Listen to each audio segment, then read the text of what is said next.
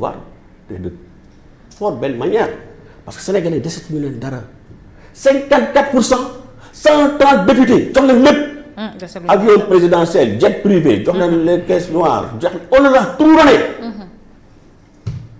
Mais la situation, man am na benn situation bu ne fii bon je sais pas mais nee nañu si su ma gisee situation bi fii xam nga man je suis pas un économiste bon fii dañuy wax c'est l'indice de développement humain. c'est-à-dire mooy affaire santé éducation au niveau de vie. Sénégal aujourd'hui au niveau mondial nee nañ nous sommes placés 170e sur 190 pays maanaam nous sommes derniers parmi les derniers pays en termes d'indice de développement humain. Donc ils sont là, on parle politique suba politique ngoon politique te Ousmane Sonko ci boppam. benn discours am temps yi rek waxoon na ko mu ne dañoo war a wàññi politique on doit arrêter la politique di liggéey mais kan moo fi politique en 2 ans ñaata sorties la fi def. plus d'une vingtaine de sorties. Il n'a même pas le temps de s'occuper xamul sax Sénégal li ñuy dugg. tellement qu'il est dans la politique lenn kese toujours le fauteuil présidentiel élection. Et aujourd'hui qu'est-ce qu'il fait? Il menace le président de la République comme l'avait fait un député man suñu président nu mu ko yërëm quoi franchement non man Diomaye mën na yëpp xam na mu yoroo ay waxu lël dugg na la en 93 moo tax mu am endurance machin mais am na loo xam ne du endurance gis nga mbéjum kanam borom koy fajal boppam parce que ils sont en train de désacraliser la fonction c'est-à-dire la première institution de ce pays quand je vois un député taxaw Assemblée nationale di traiter notre président de la République moi je suis pas avec Diomaye nous sommes de la République des valeurs nous sommes dans l'opposition radicale même mais Diomaye c'est le président de tous les Sénégalais mais Diomaye c'est notre président keroog bu ma déggee waaye je veux pas citer son nom parce que kooku ñun au niveau de la République des valeurs daf ñu sosaloon pendant qu'il était dans l'opposition on lui a envoyé une sommation interpellative pendant 4 mois muy daw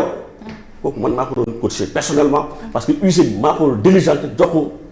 la sommation interpellative parce que il avait raconté des contre-vérités ci Thierno Alassane Sall naan woy xaw ma sëram xaw ma doomam dafa ñëw di ko seetsi ko pour mu ñu intégrer le parti Pastef mu nekk loo xam ne kàcc mënut ko weesu Thierno n'a même pas de fille mu servir ko une sommation interpellative pendant 4 mois 5 mois ba tey jii UG bu ñu fexe ba gis ko ba keroog bu ñu falu parce que maintenant il est député. bon bref député mbalaanu kiirlaay bi. bon des gens yoo xam ne ils ne représentent absolument rien c'est-à-dire amul lu ñuy gisuma lu ñuy représenter dans ce pays. te ñoo fi newoon sax ñoom maanaam soxluñu poste je veux dire ils se dédisent tout le temps moom ce député là il avait dit que moom soxlu poste te il est député à l'Assemblée nationale mooy taxaw di traiter notre président de la République ay des termes inappropriés yoo xam ne man sañu ma ko wax je n'ose pas le dire. te dara fekk aussi avec la complicité du président de l'Assemblée nationale parce que moo xam ne moo ko doon recadré mu doon ne tekk il ne dit rien consent et le ministre de l'Intérieur aussi était là-bas. Le ministre de l'Intérieur moom kooku moom bon vraiment je suis désolé quoi j'avais beaucoup d'estime maître Babacar Cissé je le connais très bien Bamba Cissé oui. Bamba Cissé je le connais parce qu'on se croisait tout le temps au journal un excellent avocat mais c'est le pire c'est-à-dire que comme ministre donc franchement il a complètement raté waroon na continuer il était sur une bonne pente quoi mais instant yi nii voilà parce que même keroog bi muy défendre cette fameuse loi là naan voilà il parlait de nécrophilie et zoophilie nekk ça n'existe pas dans notre arsenal juridique je m'inscris en faux gis nga Bamba je te parle toi les yeux dans les yeux gis nga politique boo taxaw loo xam ne gëmoo ko et tu sais très bien que article 199 c'est-à-dire c'est cette infraction de zoophilie et de nécrophilie mi ngi ci biir parce que quand on parle d'acte contre nature rek tout est dedans je parle même pas de bonnes mœurs mais même les bonnes mœurs mi ngi ci biir donc c'était déjà dans notre arsenal juridique bu ñëwee nag naan day jox ay leçons de droit il n'a pas de leçon de droit à donner à Thierno ou à qui que ce soit fii ñëpp a jàng c'est même pas une question d'être juriste question de compréhension question de nan dañoo créer ay infractions yu bees créé ñu dara absolument rien en disant qu'ils vont corser alors qu'ils ont parlé de criminalisation damay fàttali ko en droit il y a 3 sortes d'infractions il y a des infractions contraventionnelles mooy bi gën a tuuti mooy comme par exemple nga bouler feu rouge wala stop lu demee noonu on te prend le policier t'arrête da lay verbaliser sanction pécuniaire kese la kooku kenn du si tëj simple amende mooy bi gën a tuuti deuxième catégorie bi ce sont les infractions délictuelles mooy les délits te article bi nga xam ne 299 je pense bien qui incrimine l'homosexualité ou bien les actes contre nature ci la bokk c'était un délit bu nekkee délit ñoom ñu ne dañ koy criminaliser mooy crime mooy les infractions criminelles mooy 3e degré bi les infractions contraventionnelles délictuelles bi ci gën a grave mooy les infractions criminelles donc ils ont dit qu'ils vont criminaliser donc dañ ko waroon jëlee ci délit yóbbu ko ci crime ils ne l'ont pas fait ñoo tey et ce ministre de l'Intérieur di jéem a défendre l'indéfendable naan oui c'est devenu en tout cas la peine est criminelle mais c'est quoi ça moi c'est des fois damay toog en télé di gis yenn débat yi man je suis sidéré parce que délit ak crime mënut a nekk mooy li Thierno Alassane Sall doon wax rek maanaam gars yi dañoo jaay Mercedes ñu ñëw jox leen charrette baab wala ñu ne woon ne dañ leen di yóbbu màcc yaa ngi dégg gars yi ñoo joxe seen passe ñu yóbbu leen ba xombal ne leen fii ngeen yem ñu bëgg noo gëm le Père Noël ça ne passe pas. Très bien. Alors quand ils se mettent à menacer le président de la République un simple député mooy taxaw di menacer le président de la République di ko traiter de tous les noms d'oiseaux Ousmane Sonko toog di menacer l'institution parlementaire mais au nom de quoi le président de la République il a le décret article 87 de la Constitution je peux vous lire l'article 87 pour ne pas mu leer quoi parce que mu lépp lu ñu wax rek mu ci ay texte dañ koy teg article 87 lu mu wax dafa ne le président de la République après avoir recueilli l'avis du Premier ministre et celui du président de l'Assemblée nationale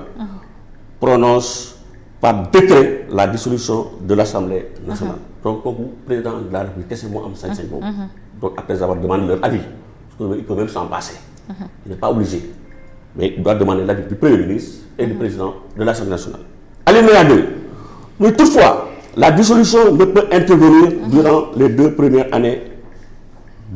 ne peut intervenir que durant les 2 premières années de législation c'est-à-dire 2 ans après la mën a intervenir et là encore dinaa ko ñëw parce que là c'est pas automatique parce que et léegi le décret de dissolution fixe la date du scrutin pour l'élection des députés le scrutin a lieu 60 jours au moins et 90 jours au plus tard après la date de publication du décret l'Assemblée nationale dissoute bon etc bon loolu c'est pas le plus important donc moom président de la République il a le pouvoir de dissoudre l'Assemblée nationale defoon na ko article 87 mooy 13e législature je pense bien pendant que les gens attendaient Ousmane Sonko mënoo ñoo def sa DPG à la veille mu dissoudre il a appliqué l'article 87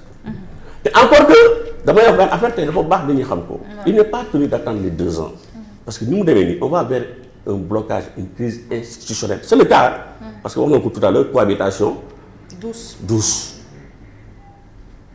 cette cohabitation elle est en train de bloquer nos institutions parce que bu ñu demee ba mun a indi un blocage au niveau des institutions c'est le cas parce que gis nañ fi ñu nommé qui n'ont pas pris fonction jusqu'à ce jour et ça va crescendo bu nee ba egg situation boo xam ne day am un blocage au niveau des institutions le président n'a pas besoin d'attendre les 2 ans mën na dissoudre Assemblée nationale c'est sa prérogative on est dans la légalité donc bu dee dañu bëgg a gàtt avec le président de la République il faut face à l'État du Sénégal parce que le président de la République d'accord te Sénégalais on n'a pas besoin de ça ce gàtt-gàtt là on n'a pas besoin de cette confrontation Sénégalais li ñu soxla tey jii mooy nañu réaliser les promesses qu'ils avaient dites tey on a tout on a du pétrole on a du gaz on a l'océan Atlantique on a un bon climat on a tout ce qu'il faut te dafa am ñu jaayu Sénégalais ngalla nañu bàyyi politique de côté di jéem a dox ci loolu très bien merci beaucoup monsieur Maïga Samba si jamais il dissout l'Assemblée du ñàkk précédent ci wàllum politique dina xaw a doy waar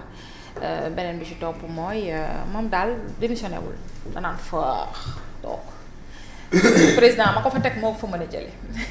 man de ci sama éducation laa wax jàngal nañu ne gor